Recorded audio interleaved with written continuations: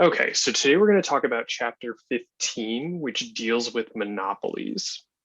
So, quite simply, a monopoly is just the only seller of a product. And importantly, the only seller of a product without a close substitute. So, basically, all that just means is uh, a monopoly will produce something like, let's say, Coca-Cola is the only type of dark carbonated sugary beverage, then Coca-Cola would have a monopoly on the market if they were the only seller of that particular good. And so monopolies, because they're the only seller of a product in the market, they have market power. And all that means is that they can influence the price of the good in the market. So because they are the only seller, there's usually very specific reasons why monopolies form. So the main reason is just a barrier to entry. And basically all that means is that other firms just can't enter the market. So it's really, really difficult for new firms to enter the market. And there are kind of three main reasons for that. The first is that a single firm owns a key resource. So for example, diamonds in the like 50s, 60s, and 70s, there was basically one company that owned almost all of the diamonds in the world. And because of that, they had a monopoly on diamonds. Another source or barrier to entry is the government can actually give firms the exclusive right to produce a good. So in a lot of states, for like electricity or water, the government will give a company the right to sell you water or electricity, and that is the only firm that can sell you water or electricity. And then finally is a natural monopoly. And so this is actually something that's not as much a barrier to entry, but more as like a natural process. And the reason for that is that a single firm can just produce all of the market quantity at a lower average total cost than more than one firm can. So basically that one firm has the lowest average total costs out of all firms. And that's because of basically market scale, or just as they produce more, they're able to lower the cost of production. So when we're talking about kind of in comparing monopolies and competitive firms, it's really important to remember that the competitive firm has a demand curve that looks like this. And so it's really important that this is the competitive firm's demand curve, not the market curve. And so what that basically means is that just for individual firms in perfectly competitive markets, the price that they can charge consumers is determined by the market. So that's the only price they can sell to consumers. So for example, if the price of a can of beans is $1.99, then every single firm that charges more than that will go out of business or sell nothing. And so that's the reason why we see that the individual demand curve for each firm in a perfectly competitive market is just a horizontal line. And so basically all that's really saying is that the firm can increase the quantity produced. So they could go, for example, from this point to this point, and the price wouldn't decrease. They would always receive the same price in the market. But that's not true for a monopoly. And the reason that's not true for a monopoly is because, remember, the competitive firm is just one of many firms, whereas the monopoly is the only seller in the market. So because of that, the monopolist faces the market demand curve, which is just, we can see our normal demand curve. So because of that, if the firm wants to sell more of a good, so if it wants to go, let's say, from point A to point B, it's going to have to lower its price. So basically, its price is going to go from there to down, and then the quantity is going to increase. But because of that, marginal revenue does not equal the price for the firm because the price is not constant at every single quantity like it is for a perfectly competitive firm. So when we're thinking about monopolies, the really important thing to remember is the marginal revenue curve. So the marginal revenue curve is basically just the change in total revenue over the change in quantity. So all you need to do to compute that is just similar to marginal cost. You're just going to take the change in total revenue over the change in quantity. And it is important to remember that the marginal revenue can actually be negative. And what that means is that, so let's say, for instance, with this firm, so we see that marginal revenue moving from 5 to 6 is actually a -1. So that means that if they move from producing 5 units to 6, they're actually losing revenue on that additional 6th unit produced. So because of that, it's important to remember that firms are, they can face negative marginal revenue. And because marginal revenue can become negative, you can have situations where your demand curve is the straight line, but your marginal revenue curve is actually going to be sloped like this. And there's a point here where it becomes negative. And so basically after that point, any additional good the firm produces, they're actually decreasing their revenue. So what is different about a monopolist marginal revenue curve? So I kind of already talked about it, but just the important piece to remember is that increasing quantity has 2 effects on monopolist revenue. So the first one is the output effect. So the more output that is sold, the more revenue the firm earns. But then that's counteracted by the price effect, because when they sell more quantity, the price falls, which lowers revenue. And all that's really saying is that's basically just reminding you that the demand curve exists, because all that's really saying is if you're moving from this point to this point, so from A to B, you have to decrease price to increase quantity. So that's all that's really saying. And the reason for that is the increase in quantity can only come if they reduce price, because the monopolist is the only seller of the good in the market. And so just kind of as a reminder too, the marginal revenue is kind of giving us a clue to what's happening, and if the firm is actually increasing revenue for each additional good sold. So it's basically just telling us it's that additional profit from selling one more unit of the good. So that's all marginal revenue is really telling us. And so similar to perfectly competitive firms, monopolies are going to have some level where profit maximization is going to be at its maximum point. So it is actually similar to normal competitive firms where marginal revenue equals marginal cost.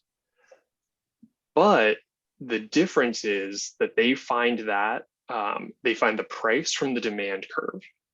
So let's kind of take a look at what that means. So we can see here that we have a monopolist demand curve, marginal cost curve, and marginal revenue curve. The first important thing that you should just kind of note on this graph is that there's no supply curve. So for monopolies, their marginal cost curve is the supply curve. So you won't see a supply curve on monopoly graphs. And so all we need to do to find the profit maximizing quantity is just note where the marginal cost curve intersects marginal revenue, which is this point. And then you just go down to find the quantity, up to find, and this is the price that consumers pay. And this little rectangle is going to be profit for the monopoly firm. So we can pretty easily determine profit just by taking a look at the price, subtracting the average total revenue, which usually is given to you on a curve, and then multiplying that by the quantity.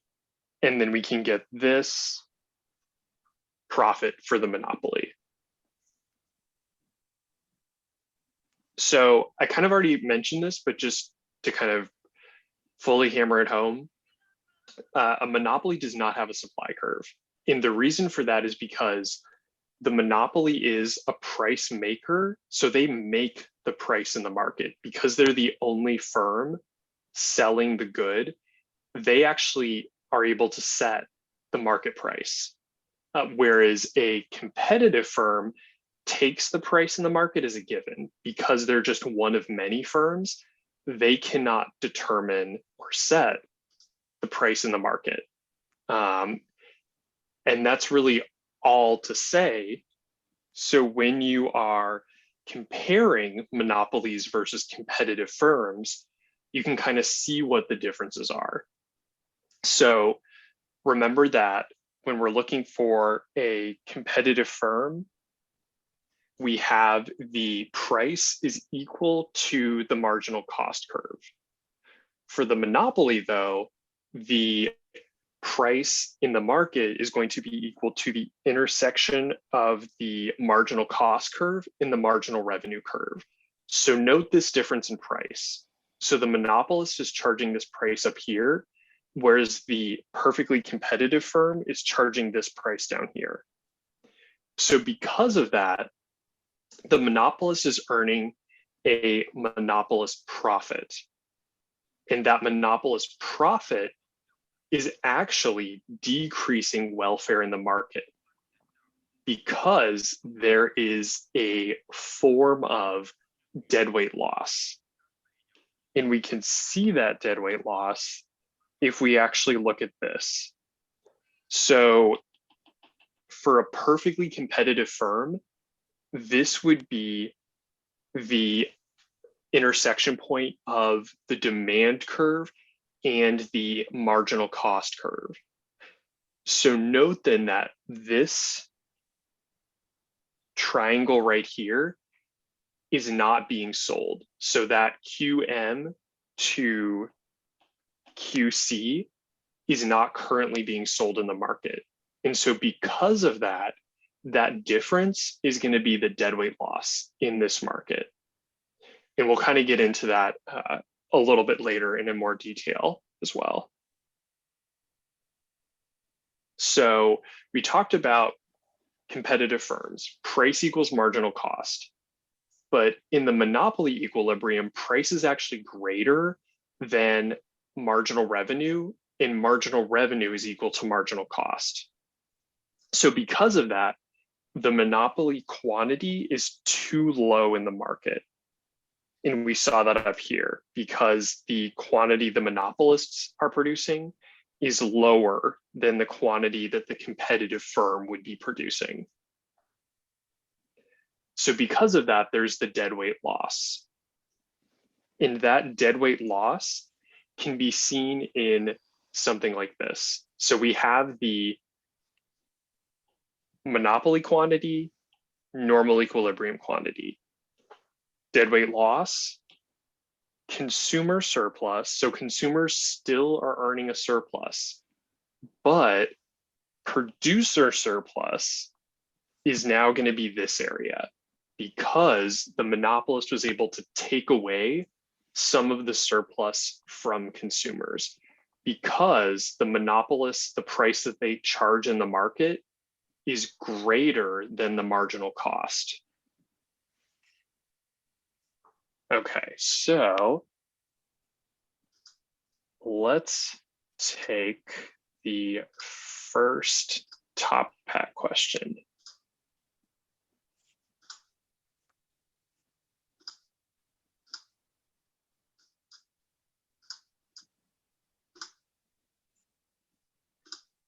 Okay, so given the firm below, what is the optimal price and output? So I'll give maybe 2 or 3 minutes to answer that question. And remember, this is for a monopolist firm. So what is their optimal price and output in this market?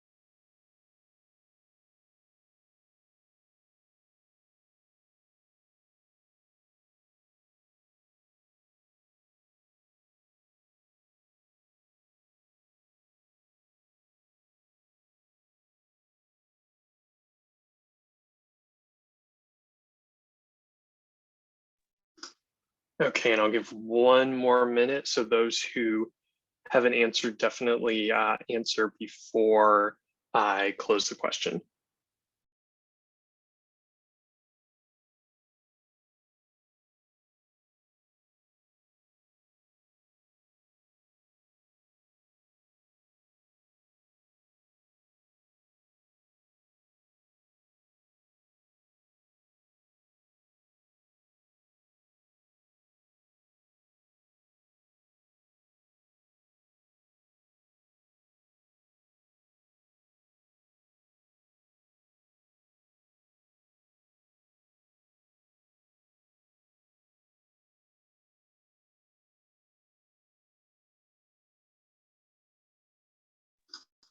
Okay, so let's close the question and take a look at the answer.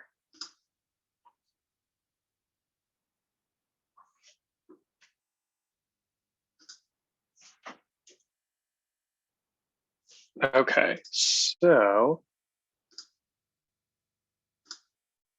awesome. Okay, so it looks like the majority of the students got it right, but let's make sure that we understand why that was the case. So the question was asking you for the optimal price and output for a monopolistic firm. So when we are thinking about a monopolistic firm, remember the first thing we want to think is that marginal revenue needs to be equal to marginal cost for the firm to maximize profits. So marginal cost curve is this curve right here. Marginal revenue is this curve right here.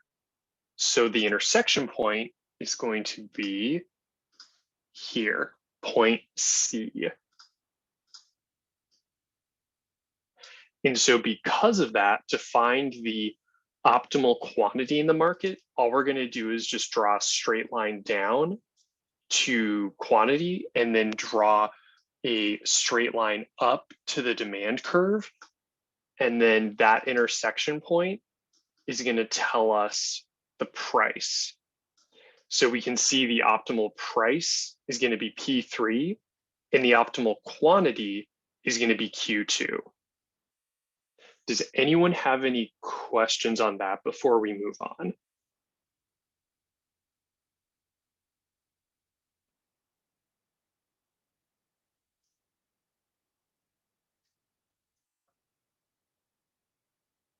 Okay, great. So then the only other thing I'll mention on this one is just that if you wanted to determine the profit, the only other thing you would need to do is just take a straight line from where the quantity, so Q2, intersects the average total cost curve. So this point right here. And then our profit would just be this area. So basically the area between P3 and P4 in this shaded rectangle. Okay.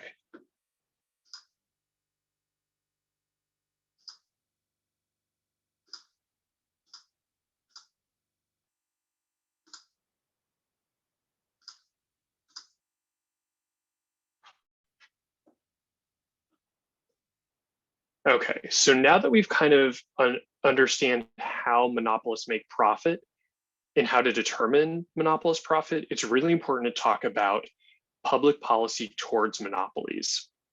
So a lot of public policy in the United States towards monopolies was adopted kind of in the late 1890s to about the late 1910s. In acts such as the Sherman Antitrust Act and the Clayton Act. And basically, these laws just banned certain anti-competitive practices, and they gave the government the ability to break up monopolies. So usually what the government tries to do when presented with a monopoly is that the government can actually tell the monopolist what price they can set. And this is actually true in a lot of places of electricity. So when a company wants to increase the price it charges to consumers for electricity, it actually has to go before a government board and lobby basically for an increase in rates. And usually there's some sort of cap on the amount of, or the percentage the government will allow a company to increase the price of electricity rates for. That's also true of a lot of like things like water, sewer charges. A lot of like public utilities are regulated in that way. And importantly too, another type of regulation can be, so for natural monopolies, because the marginal costs are less than the average total costs at all quantities, the firm would actually lose money if they priced at the marginal cost.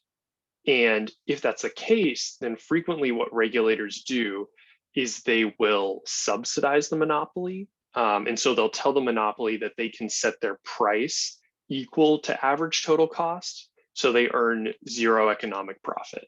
And that's just kind of a way for the government to make sure that monopolies are not earning too much profits.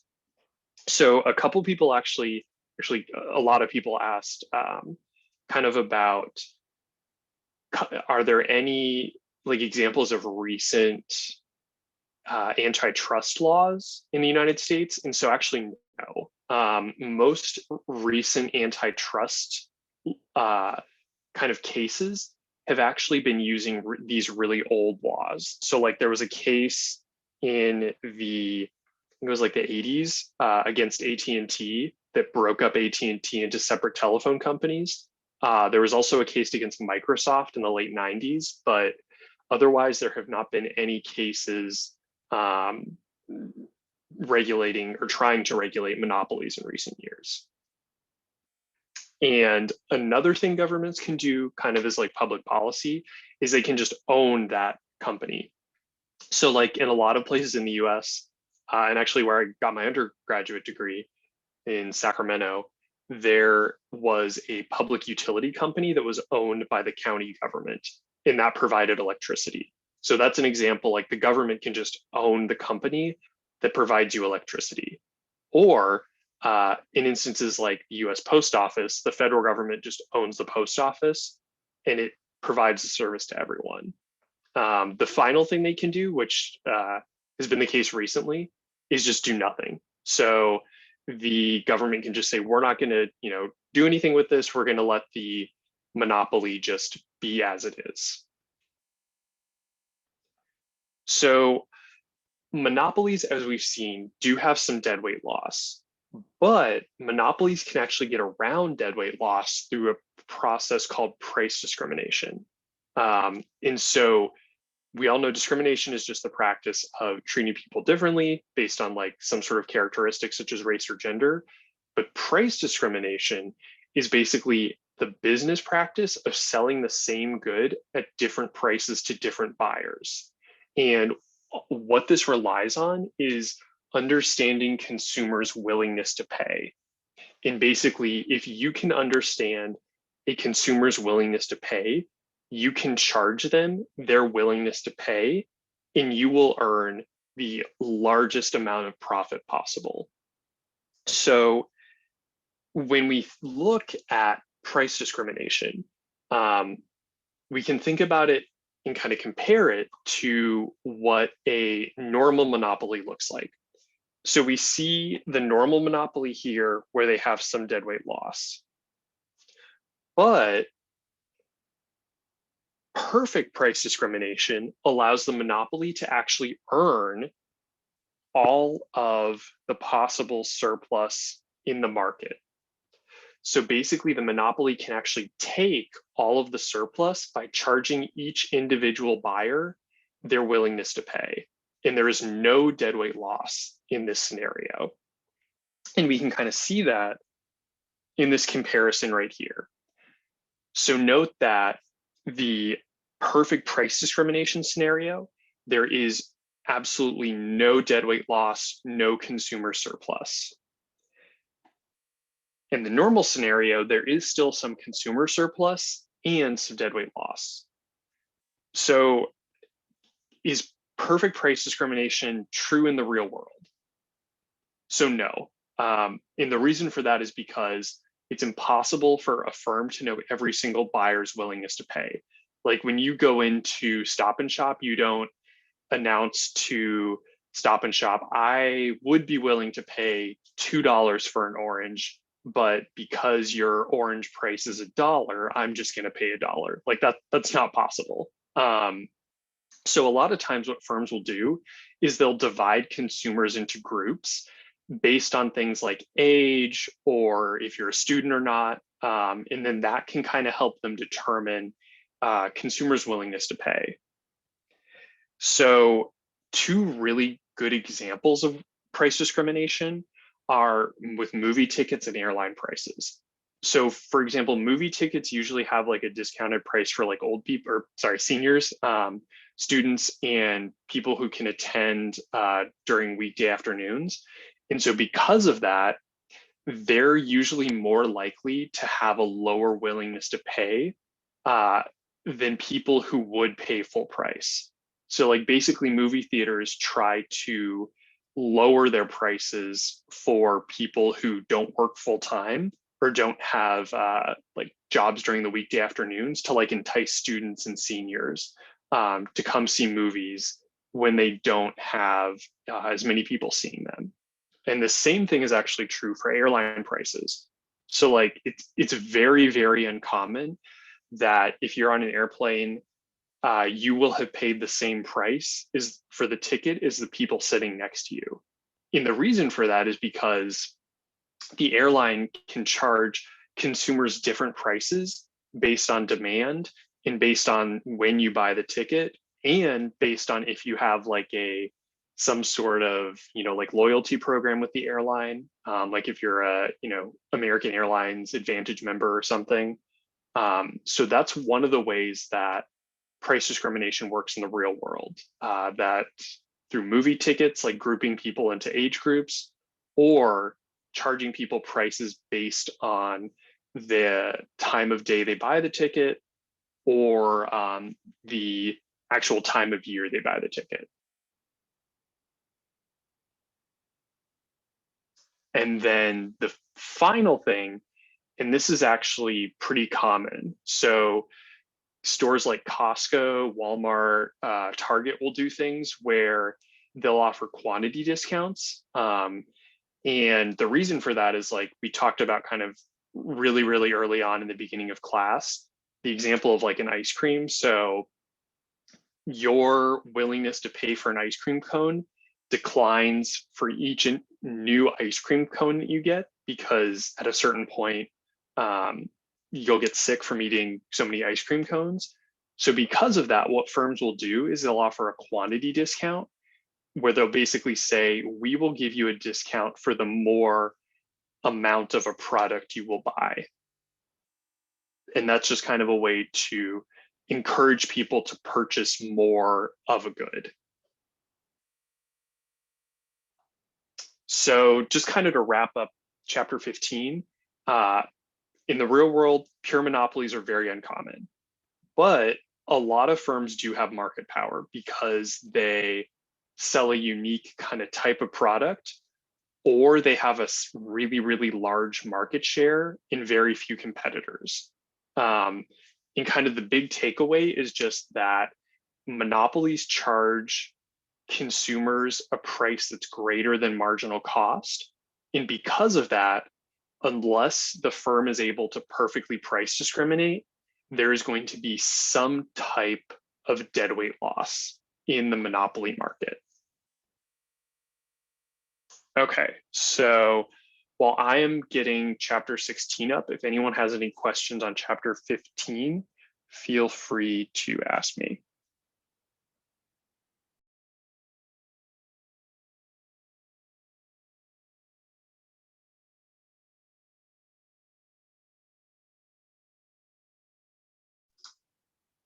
Okay, so chapter 16, I broke into two parts.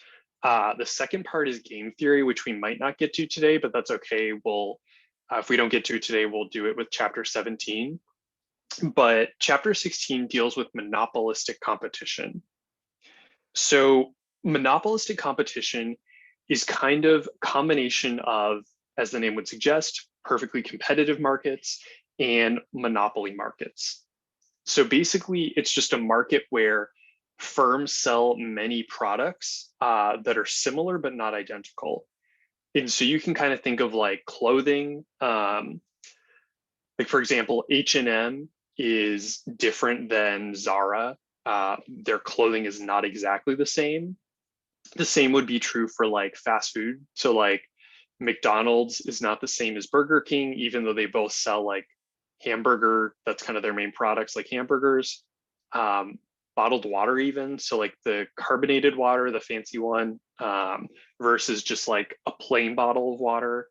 And then also hotels. So like a Motel 6 versus like the Ritz-Carlton. Those are different products. It's the same kind of general idea, but very, very different in actuality. So what is a monopolistically competitive market? So kind of here's some key indicators of a monopolistically competitive market. So in the first important differentiation from monopoly is that there are many sellers. So there is not one firm, there are still quite a few firms. The other key one is product differentiation. So the firms are selling products that are not exactly the same. Another example would be like a Mac computer versus like a Microsoft Surface computer. Like they're still computers, but they're not exactly the same. The other important kind of pieces are the price is still above marginal cost. So firms are still charging a markup. the firms are not price takers. So they don't set the price in the market. The market actually has a price that's determined through the normal demand and supply interaction. And economic profits are possible in the short run, but in the long run, those profits get eliminated. And the demand curve is our normal downward sloping demand curve. So I mentioned that firms can earn profits in the short run. So the reason for that is because, similar to the monopoly, the monopolistically competitive firm is going to maximize profits where marginal cost is equal to marginal revenue. So in this example, I'll draw on the marginal cost curve here. So we can see that this firm is earning a profit. So similar to a monopoly. But it's also true that firms can earn losses. So it's not always the case that monopolistically competitive firms are going to be earning profits. They can also be earning losses. And the way you can see that is this difference between the demand curve and the average total cost curve. So that difference is basically the losses that the firm endures. And so what the firms try to do in this case is they just try to minimize losses. Because remember, in the short run, the firm has fixed costs. In the long run, those costs become variable. So kind of an important distinction there too, when we're thinking about the short run for monopolistically competitive firms. We also have that piece from chapter, I think it was 13 or 14 come in, where the firm has to make the decision to either stay in the market or exit the market in the short run based on its fixed costs. If it can cover its fixed costs, it'll stay in the market. If it can't, it'll exit. And we'll kind of get into that in more detail a little bit later too. So what happens though from the short run to the long run? Because as I mentioned, there is a monopolistically competitive firms do not earn long run profits. So in the short run, we can see that this monopolistically competitive firm is earning positive profits. So the difference between the intersection of the demand curve and the average total cost curve. So that is the firm's profits. But because the firm is earning profits, other firms are going to enter the market. And so when other firms enter the market, that's going to shift that individual firm's demand curve to the left. So that's going to decrease demand for that firm's product because new firms are entering the market. So because of that, the demand curve shifts down. And then once that has happened enough times, the firm transitions to the long run. And in this case, this firm still maximizes profits where marginal revenue equals marginal cost, but the demand curve continues to shift until the point where profits are zero. Because in the long run, monopolistically competitive firms earn zero profits. And we can see there's zero profit here because the price that the firm charges in the market is now also intersecting with the average total cost curve. So before, we had this scenario where the demand curve was above the average total cost curve and the firm was earning profits. Now, the average total cost curve and the demand curve are intersecting, and that intersection point signals that profits are zero.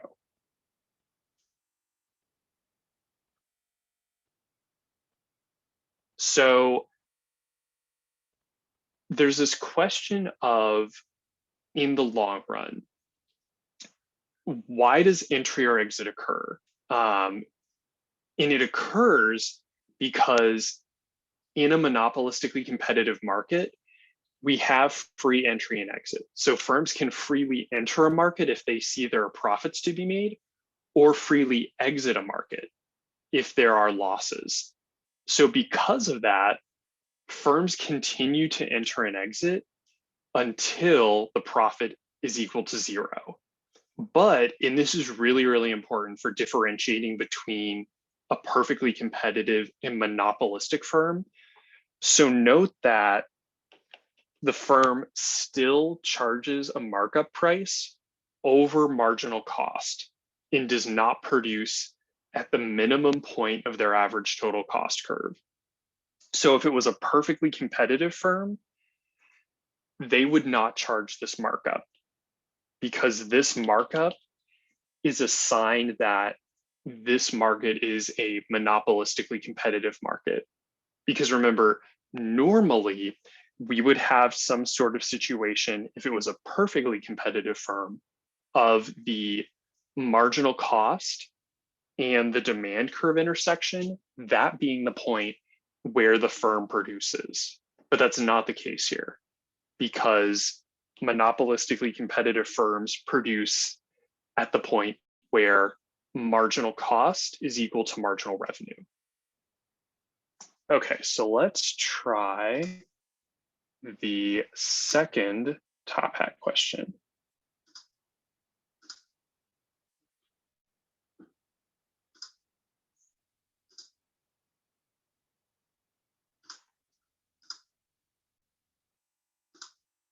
Okay, so once again, you're presented with a graph, and now suppose that the average total cost for this firm is equal to $18 when the quantity is 12. So if that's the case, what does that say about this firm? And remember that because we see the marginal cost and marginal revenue curve, we can remember that this is either a monopolistically competitive firm or a monopoly firm. So remember to keep that in mind when you're thinking about answering this. And I'll give, let's see if I can actually do this. So I'll give you all 2 minutes, a little over 2 minutes and 30 seconds to answer the question. And feel free to let me know if you have any questions.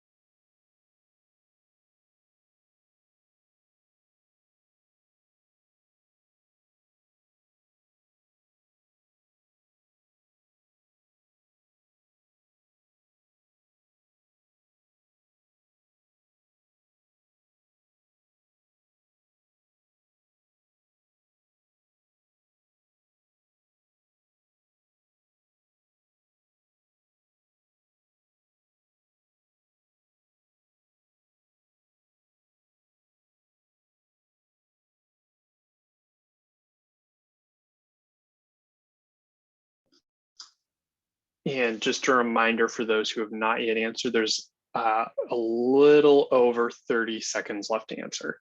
So definitely get in an answer if you haven't already.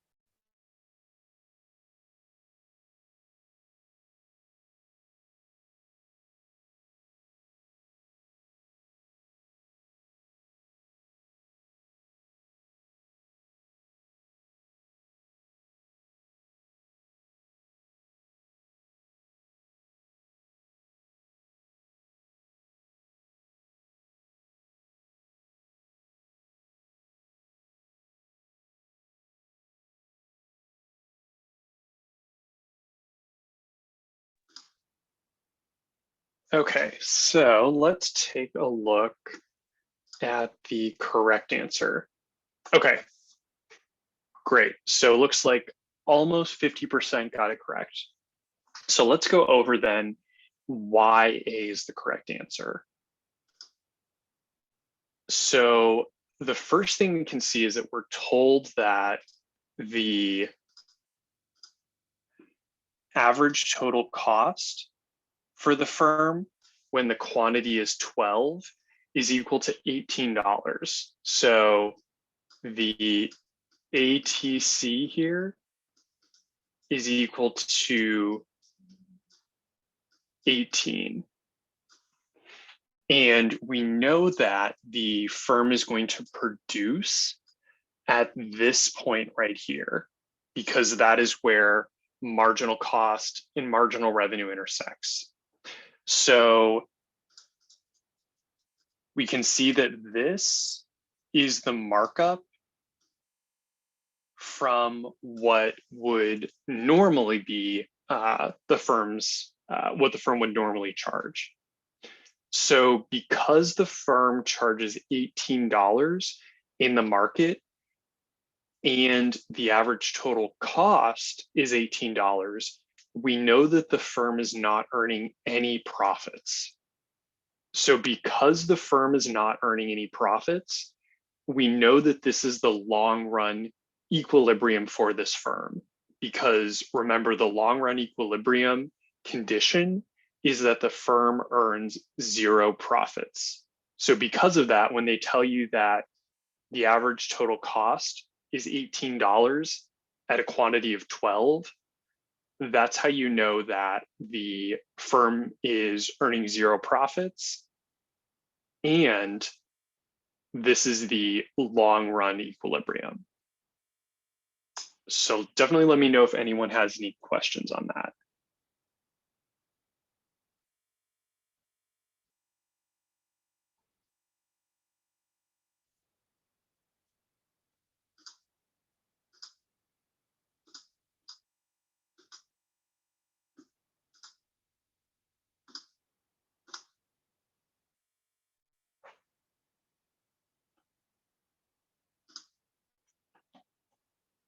Okay, so kind of coming back to the welfare comparison, or just what is the difference in surplus between monopolistic competition and perfect competition, we can see that, so perfect competition, we have the normal, nice consumer surplus and producer surplus. But for the monopolistically competitive firm, we have the different scenario, because this is the firm's supply curve. This is the demand curve. So, and this is the quantity sold. So we know then that the consumer surplus is still going to be this triangle above, but the producer surplus is actually going to be kind of this shaded area, because the firm is only selling this quantity. So anything out here is not going to be considered. This is not going to be considered a part of surplus because the firm isn't selling that. So the firm is selling, though, everything above the marginal cost curve and up to the price. So that's going to be the firm's producer surplus. So definitely a different calculation and a kind of a different understanding of profits, but there still is consumer and producer surplus in the monopolistically competitive market. So when we think about monopolistic competition, it's important to remember that monopolistic competition and perfect competition are kind of these fuzzy categories. And I say fuzzy because they are not necessarily categories that are set in stone, because we already learned that monopolistic competition changes in the short run to the long run.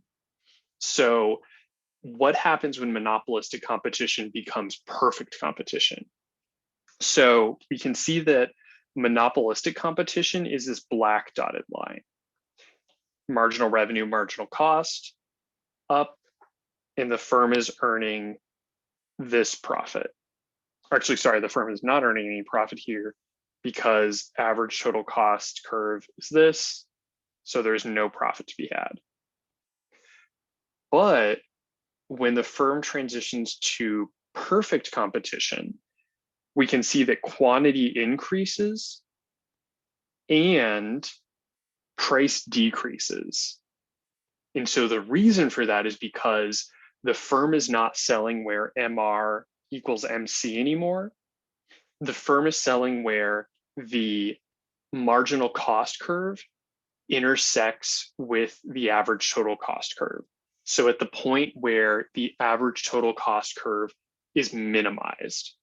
And so we can see kind of the point from that is that monopolistic competition causes the price to be higher than perfect competition and the quantity to be significantly lower than perfect competition.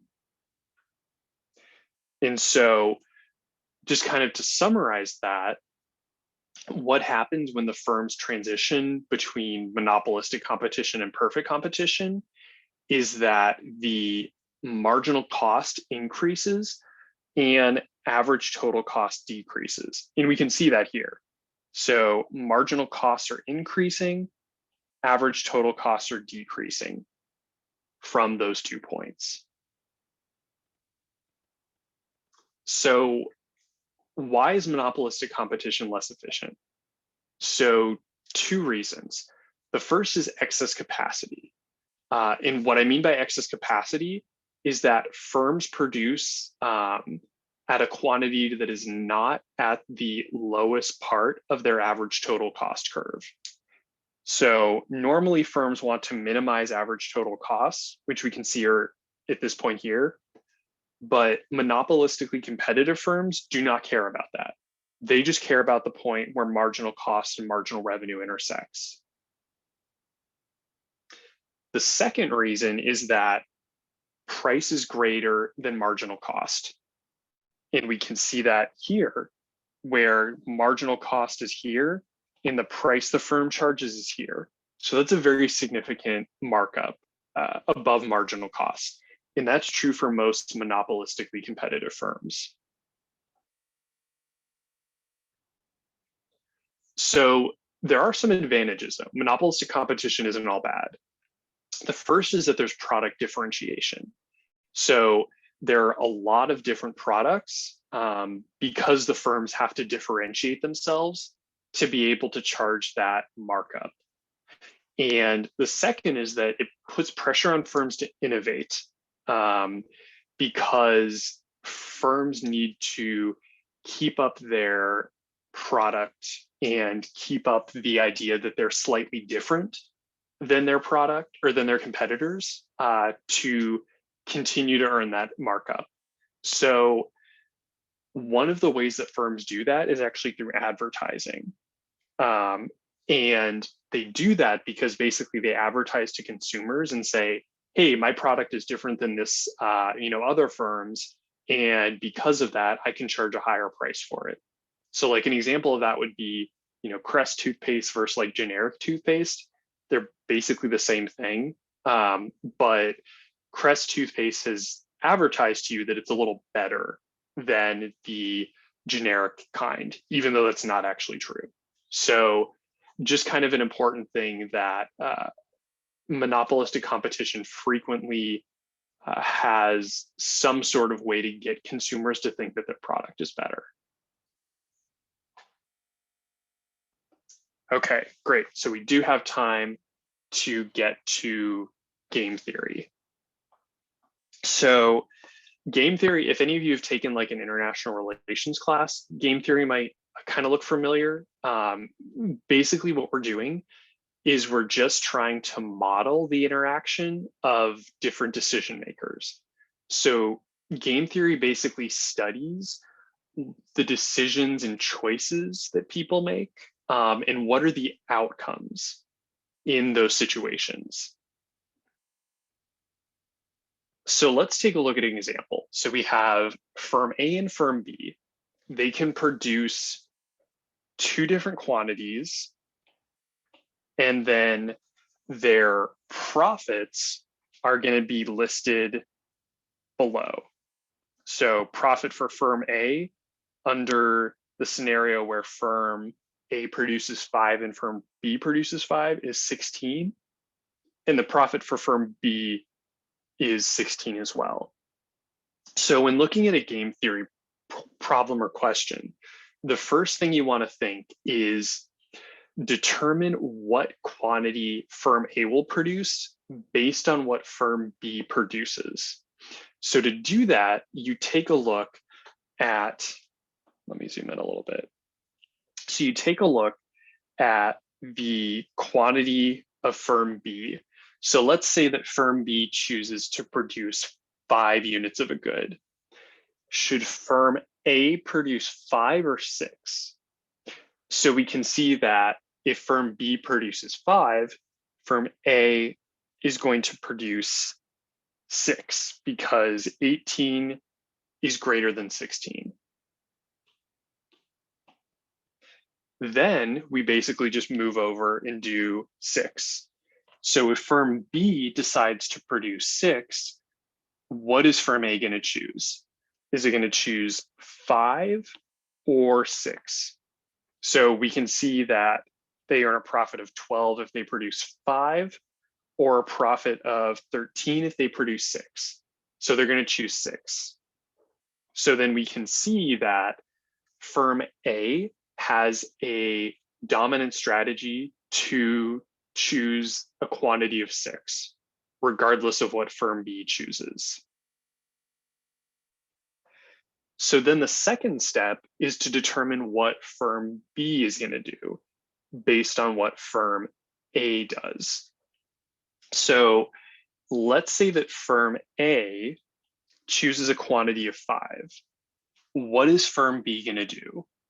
So firm B is going to produce a quantity of 6 because they earn a profit of 16 if they produce 5, or a profit of 18 if they produce 6.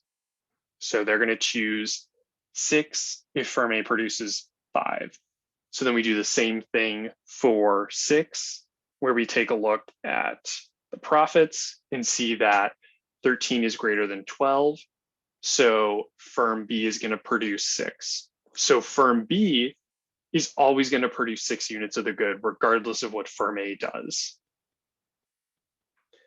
So because of that, what we can say then is that both of the firms are going to end up in this scenario where they're both producing 6 units of the good and they're each earning 13 profit.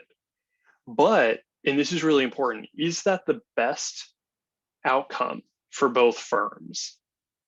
And so the answer is clearly no.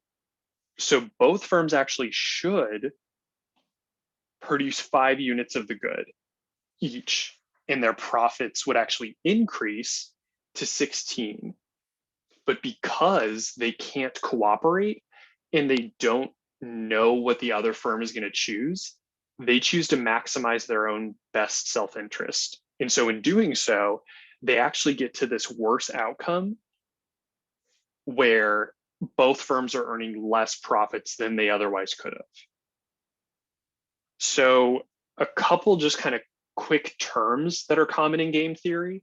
So the first is the dominant strategy, which is just basically the strategy that is the best for a player in a game. So this is a strategy that they choose regardless of what's chosen by other players. The next is the prisoner's dilemma. So it's basically just a type of a game theory example where you have 2 prisoners and the problem is designed to illustrate why cooperation is really difficult, even if it's mutually beneficial to one another.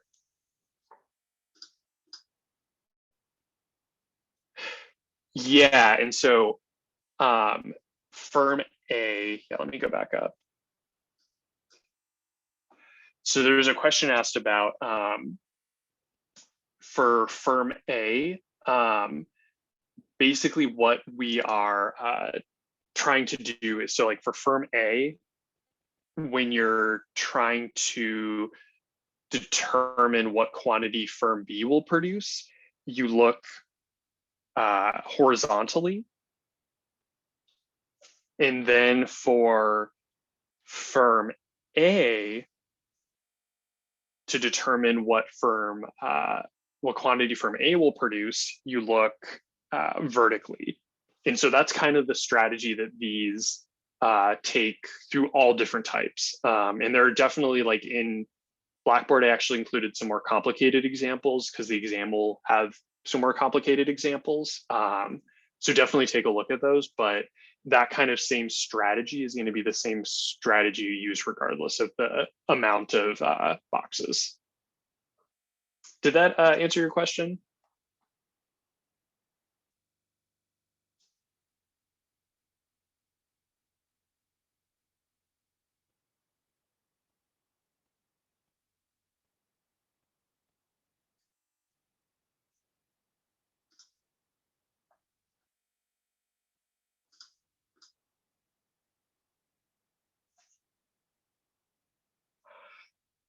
No, so those are actually different firms. So basically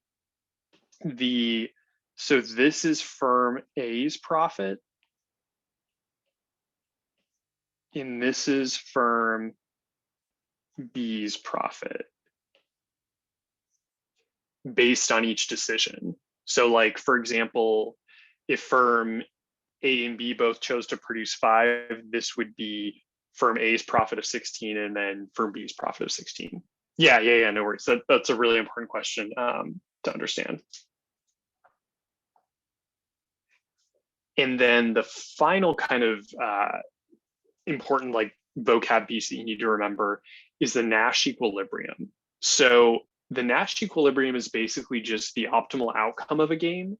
And it's just one where no player has an incentive to deviate from their chosen strategy after considering an opponent's choice. And so all that's basically saying, to kind of get away from the complicated phrasing that they use, is just that if one player does not change their strategy based on what the other player does, that is the Nash equilibrium. So the Nash equilibrium is basically where both firms are kind of, or individuals are best off, depending on the interaction between the two. And just to kind of quickly look at like a prisoner's dilemma example. So you have Bonnie and Clyde. And so basically they have the option of either confessing or remaining silent. So you can see that the outcome here is going to be both of them are going to confess, even though they're both going to get 8 years in prison. And the reason for that is because they don't actually trust each other and they don't have any way to collaborate with one another to get the best outcome. Because obviously this is the best outcome down here, but each individual's best outcome is actually here. So because each individual has an incentive to confess, both individuals are going to confess and they're going to get this not optimal outcome because the Nash equilibrium in this case is going to be for both of them to confess. And so I'll just really quickly reiterate that the kind of more complicated examples of game theory are going to be something like this. So this is quite a bit different than the prior example. And just to really quickly, before we run out of time, go over the first step in this process. So we have two firms, firm 1 and 2. So the question is asking, what is firm 1's dominant strategy? So going through the process, so if firm 2 is going to choose to produce W, what would firm one produce? So then you're just going to basically have to go through to see which one firm one is going to produce. So A, B, C, or D, depending on if firm two chose W. And so you can see then I've highlighted all the spots where firm A is going to, or firm one is going to choose to produce. So you can see that firm one does not have a strictly dominant strategy, but C is never dominant. And so you can eliminate C. So basically C can be crossed out because firm one is never going to choose C. So then as the next step, you do firm two. And so kind of in the same process, you can see that firm two, their strategy, they also don't have a strictly dominant strategy because they choose between W or X, but you can eliminate Y and Z because firm two will never choose those. So then as the final piece, what is the Nash equilibrium? So the Nash equilibrium is going to be the point where both firms choose that outcome, which in this case is going to be firm one will produce B and firm two will produce X. So just kind of combining these prior choices up here that the firms make into a single scenario where they're both choosing the same